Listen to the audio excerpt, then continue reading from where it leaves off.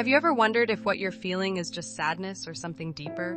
That nagging voice in your head telling you that maybe everyone else has it figured out while you're barely keeping it together? Today we're diving into 5 real signs that what you're experiencing might actually be depression, not just a rough patch. And trust me, understanding the difference could change everything about how you approach your mental health. Before we jump in, I want to be clear that I'm not here to diagnose anyone. Only qualified mental health professionals can do that. But what I can do is help you recognize patterns that might be worth exploring with a doctor or therapist. Think of this as your mental health compass, pointing you toward the support you might need. Let's start with the first sign, and this one might surprise you. It's not just feeling sad all the time. Depression often shows up as emotional numbness. You know that feeling when you're watching a movie that should make you laugh or cry, but you feel absolutely nothing? When good news rolls off you like water off a duck's back, and bad news barely registers either? This emotional flatness is actually one of the most telling signs of depression. I remember talking to someone who described it perfectly. They said it was like living life through thick glass, where everything seemed muted and distant. They could see other people experiencing joy, anger, excitement, but they felt like they were watching from the outside. If you find yourself going through the motions of life without actually feeling connected to any of it, this could be your brain's way of protecting itself from overwhelming emotions. The second sign revolves around your energy levels, but not in the way you might think.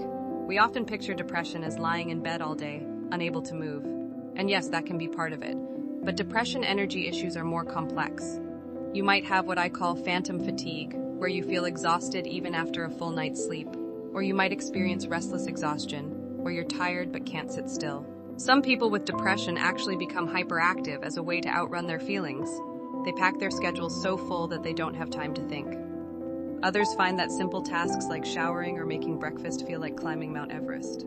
The key here isn't whether you're tired or energetic, but whether your energy levels feel sustainable and natural to you. Here's the third sign, and it's one that flies under the radar constantly. Changes in your thinking patterns. Depression doesn't just affect how you feel, it literally changes how your brain processes information. You might notice that you're having trouble concentrating on things you used to enjoy. Reading a book becomes impossible because the words just swim around on the page. You start conversations but lose track of what you were saying halfway through. Decision-making becomes overwhelming. Choosing what to wear or what to eat for lunch suddenly feels like you're trying to solve quantum physics.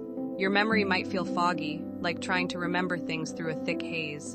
And perhaps most tellingly, you find yourself stuck in negative thought loops, replaying the same worries or criticisms over and over like a broken record. The fourth sign is how depression affects your relationship with pleasure and activities you used to love. This goes beyond just losing interest in hobbies.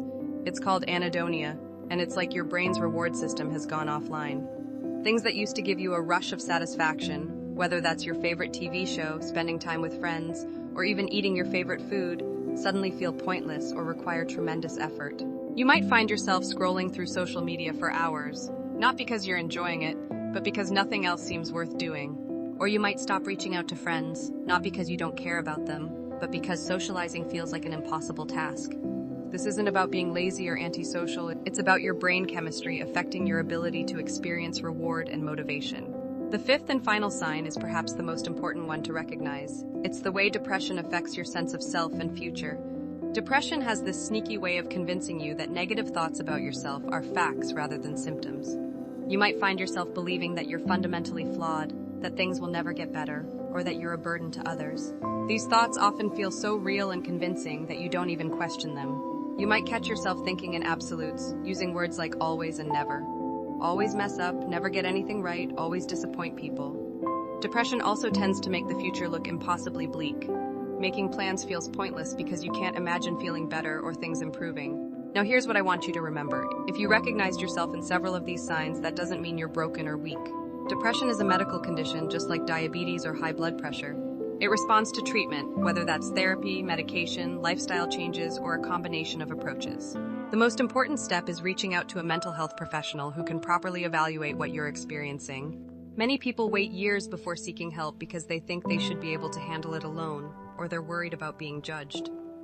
But getting support isn't giving up, it's taking control. Your mental health matters just as much as your physical health.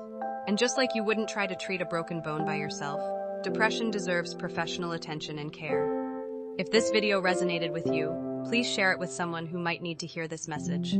Sometimes the most powerful thing we can do is help others recognize they're not alone in their struggle.